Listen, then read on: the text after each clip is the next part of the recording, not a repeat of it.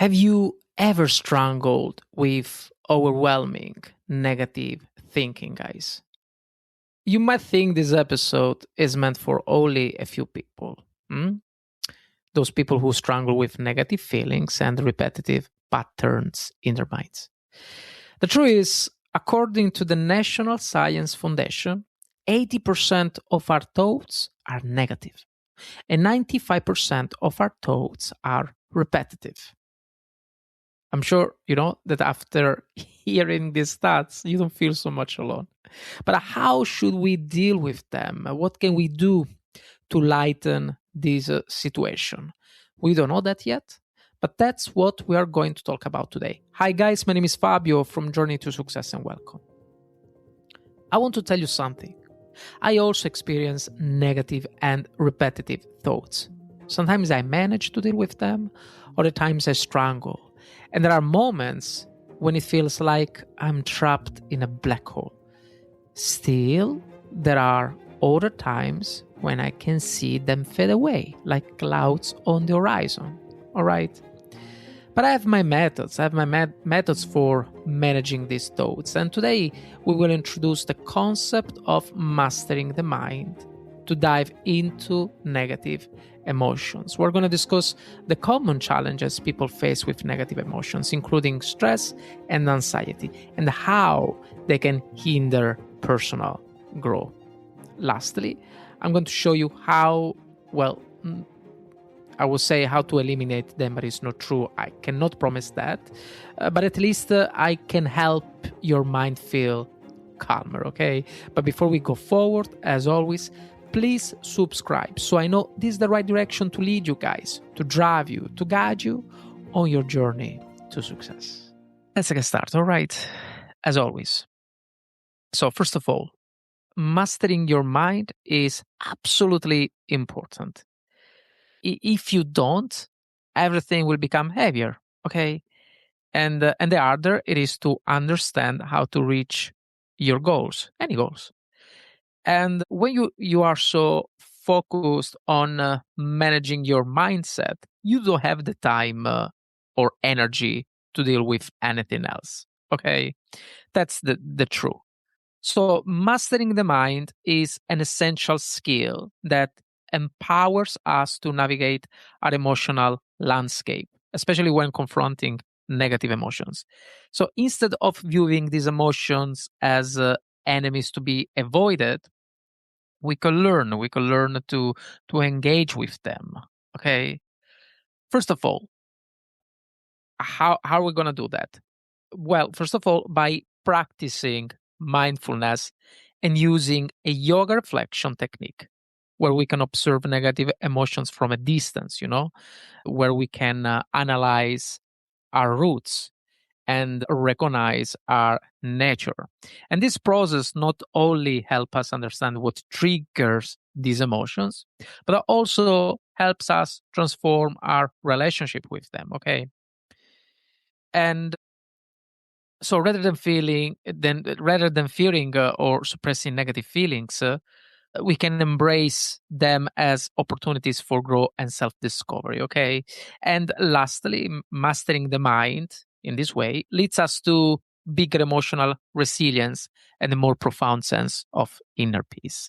So that's very important. Negative emotions, guys, especially like stress and anxiety, are common experiences that many people face in today's world. And these emotions can present a variety of challenges that not only affect mental well-being, but are also personal growth in so many ways, in several ways. So what are these emotions? Well, first of all, we have as how many points I wrote here? Yeah, 6 points.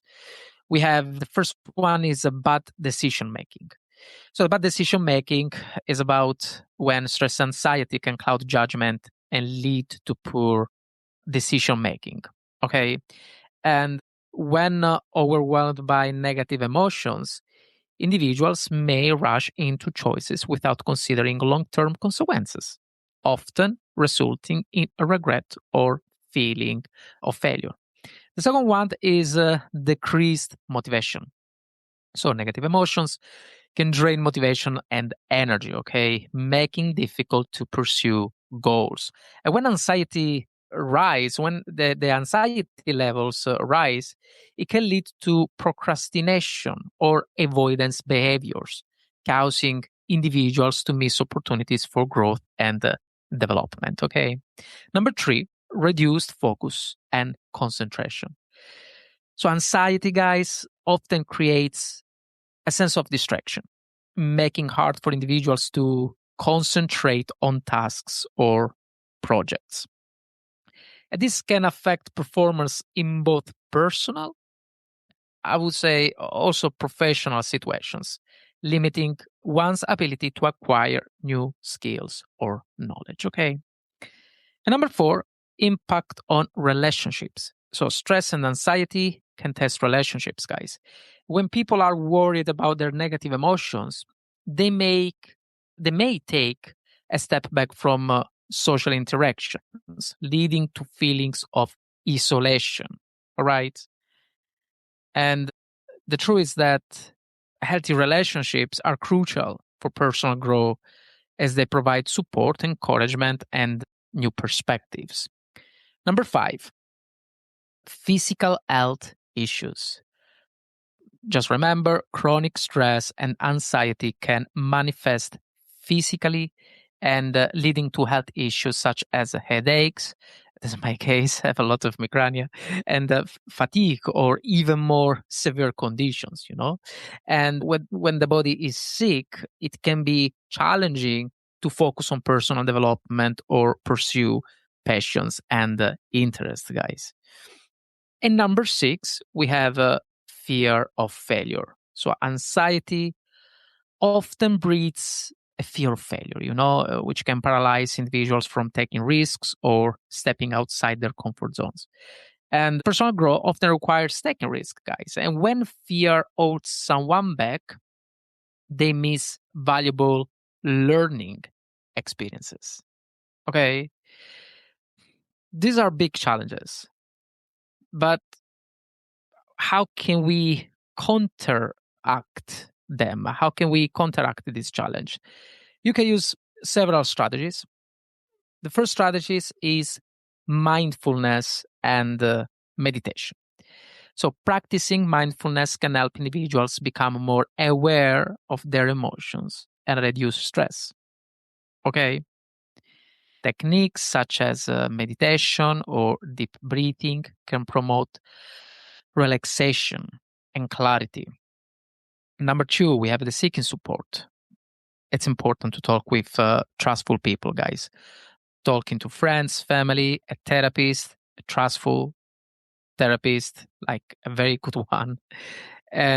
But these can provide relief and alternative viewpoints because you understand better how to reflect, on your struggles. Support systems are vital for managing stress and can promote personal growth through shared experiences. Okay. Also, this is very, very important. Another point is setting realistic goals. So, breaking down larger goals into smaller, manageable tasks can help alleviate the feeling of being overwhelmed. I don't know if well, some of you is part of my community on Journey to Success. So Journey to Success Club is an extension of my podcast, guys. I just decided to do live streamings from now on. And then these episodes, they're going to be translated to audio episodes in my podcast. But what I want to say is that in Journey to Success, we always talk about, dreaming and achieve success. Very important. It's very important to dream, and at the same time, it's important to dream knowing the clear path that you want to achieve, reaching, knowing that you want to reach that dream. But it's also important. This is something that I always say. It is also important to break big goals into smaller, manageable tasks. Okay, and yeah, like very, very important. Then we have physical activity. So regular exercise can be a powerful antidote to stress and anxiety, and it releases endorphins, which can improve mood and enhance overall well-being, guys. Okay. Then we have journaling. Writing down thoughts and feelings can help individuals process their emotions. Okay. Do journaling is very important in a way, to provide clarity, direction, and reducing anxiety, of course. But what do I do personally? What do I personally use? So I would like just to share my, my journey. And let's see if someone may ask some question. And guys, if you like to ask some question, like, don't be afraid. You can ask as many questions as you want. No, look like right now we are 170 people, but you just listen. That's okay. But if you like to, to join and ask question, like, please, no worries. Yeah. And I mean, if I can expose myself, and I'm Italian mother tongue, who does an English podcast. I mean, I'm sure that you all can also speak out and ask me question. What else? So yeah, that's what I want to say to you. So what do I personally use? Well, we talked about meditation, right? Meditation is something I do with pleasure, even if I should practice a little bit more often. And my only problem with meditation is that the moment I start to feel better, like now I feel like I'm tired because I'm doing a lot of things, but I feel good. But well, the moment that I feel better, then I stop meditating. This is not good. This is not good because when we begin to accumulate stress, guys, we often don't notice or feel it right away. Okay. So what I usually do is take one session per day, usually the evening. Ideally, would be better 2 times per day, doing meditation in the morning and in the evening. But in my case, I do mostly in the evening in my case. So I set my timer for 10 minutes. Of course, you can do for a few minutes, 2-3 minutes, it doesn't matter. But in my case, it's 10 minutes right now. I use an app. The name is brain.fm. It's a great app that helps me focus when I write my podcast script, or in this case, when I meditate. And I choose the music that introduces specific mental states by targeting alpha, beta, delta, gamma, and theta frequencies. And after that, I start picturing myself in different scenarios, For example, if I choose the sound of rain in the app, I just picture myself on a vast ocean with an infinite expanse of water, like an ocean, and a beautiful mountain landscape in front of me. And I focus on the waves, And when a wave tries to rise up, that's the moment when I push it down. And the waves represent my negative thoughts. So when when I put the waves down is the moment where I put down basically my negative thoughts. It's very, very beautiful. And this kind of meditation comes from Raja Yoga, and there's a lot of imagination, in this kind of in this meditation. And or another example, if the music is set to evoke a feeling of being deep inside the ocean, imagine myself floating in a delicate way, And if there are sharks around me, so that's the negative thoughts, I make sure to remain silent and calm inside because after all, I'm water and they cannot hurt me. Okay.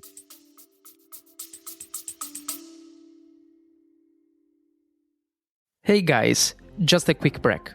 Here at Journey to Success, I want to welcome you into something special, the Journey to Success Club.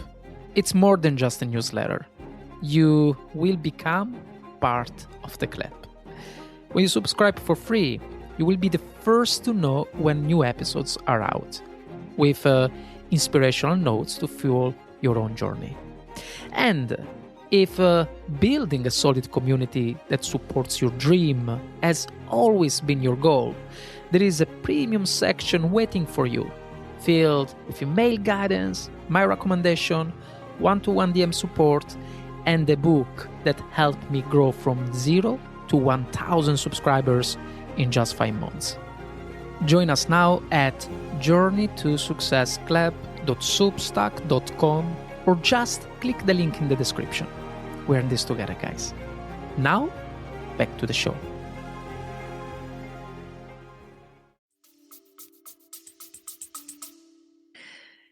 Very beautiful.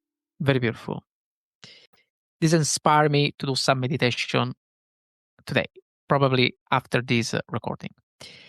The second method involves visualizing, this is cool, visualizing a guardian in front of my mind. Truly, I don't do so much. I don't do so many times. I guess just when I have a real big intrusive thought that, put me out from out of my focus. And so just imagine your guardian, as a golden gladiator or a brave warrior equipped with a big sword, at least this is in my case, or perhaps an angelic entity, And whenever intrusive thoughts arise, this guardian stands there, blocking their passage. The third strategy is Savasana. If you do a little bit of yoga, you may know Savasana, also known as a corpse pose, which is a healing yoga position typically practiced at the end of a yoga session. And in this pose, you lie flat on your back as if you are sleeping, with your arms relaxed by your side, palms facing upward like this, and legs extended comfortably apart. The goal of Savasana is to promote deep relaxation and invite a sense of peace and tranquility. And this practice, imagine your body as it is, all right? Like just laying down and visualize your bones and organs. So it literally is a work of imagination still, and go deeper and deeper into this awareness, And lastly, realize that you are simply a soul, a beautiful one, connected to a mind that has its strengths and weaknesses. Nothing more, nothing less, as everyone else. Then, lastly, I want to share my favorite strategy, which helps keep you also grounded in the present moment, in case you like to try out. This technique is called the 5-4-3-2-1 grounding method. Very, very beautiful technique. It is a mindfulness exercise designed to reduce anxiety and promote a calmer mind. So the first time I hear about it was with my fiance. I was stressed, I was overthinking, I was doing so many things and a headache, and it was a disaster. And she taught me this one. I still remember where it happened. And we were walking, and she said to me, all right, so just be focused on 5 things you can see. So 5 things you can see. Look around you, identify 5 things in your environment, all right? So it could be anything, colorful, painting, a car, a tree outside, maybe if you are in the house, guys, a book on a shelf, So take a moment to really observe them. Number 2, 4 things you can touch. Before to go forward, guys, this strategy is very, very, very, very important and beautiful because it keeps you grounded. It keeps you grounded on the present. Okay. All the anxiety that we have, all the issues that we have in our brain is because we think or too much about the future or too much about the past. This technique, it's very, very beautiful because it reminds you that you are here. Okay. So again, number 2, 4 things you can touch, not just 4 things you can physically feel. Okay. It might be the texture of your clothing, the surface of my desk, of your desk, the sensation of your feet, on the ground. This is very, very important. Number 3, 3 things you can hear. So pay attention to the sounds around you. This could include the sound of birds, the sound of a fan, distant chatter, Number 4, 2 things you can smell. So identify 2 smells in your environment, guys. If you can't smell anything, you can think of your favorite smell. Or if you are in the house, smell some oil or perfume, to help with this step. And number 5, the last one thing you can taste. Focus on one thing you can taste right now. Could be the lasting taste of food or drink in your mouth. For example, in my case, I made a smoothie before, like a banana peanut butter smoothie. So I still have this lasting taste, or you might choose to take a sip of water, or maybe something more flavorish, like a tea, to engage this sense. So yeah, beautiful technique, and this technique keeps you grounded on the present, like truly remember. And addressing negative emotions, guys, like stress and anxiety, is truly crucial for personal growth. Okay. By acknowledging these feelings, employing coping strategies, individuals can pave the way for deeper self-awareness, resilience, and lastly, a more fulfilling life. Now, I want to hear from you in the comments. Let's see if you say something, if you like to ask me anything. No. Look like you are good, guys. Well, I mean, this episode is gonna be saved on Substack, so you can always answer later. If you like to ask them something, just do it. And at the same time, the video is gonna be translated into audio, so you can always go to Spotify or your favorite audio streaming. So last question: how do you personally deal with negative or repetitive thoughts, guys? Is there a practice, image, or small habit that helps you feel calmer when your mind gets heavy?